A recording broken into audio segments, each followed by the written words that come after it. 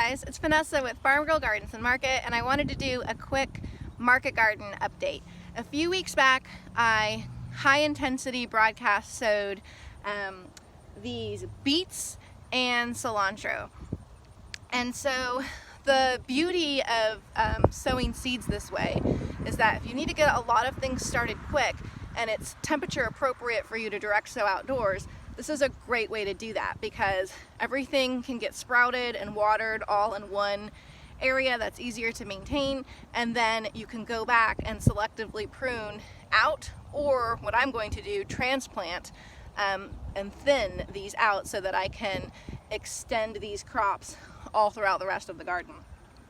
Beets are actually a great vegetable to do that with because even though it's a root vegetable, they are not finicky with being transplanted.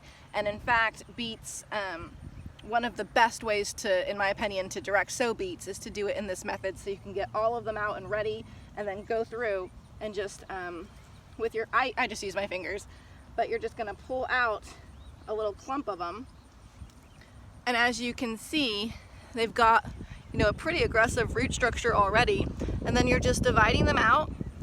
And now I'm gonna go and transplant these guys.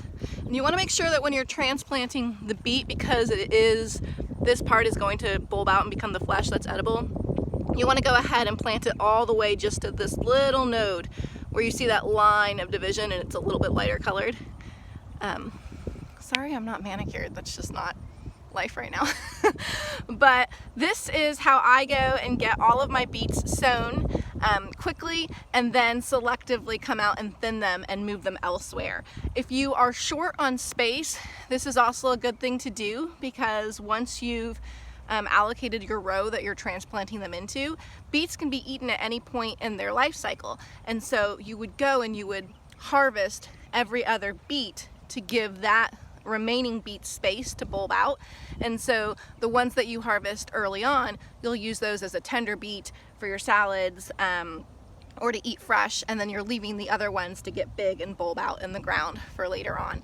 So I'm going to be doing that this morning with my beets, and then the same method with the cilantro. Cilantro in Texas actually loves the fall. That's the best season, in my opinion, to grow it. It just bolts too quickly in the spring or summer, and it's hardly worth it.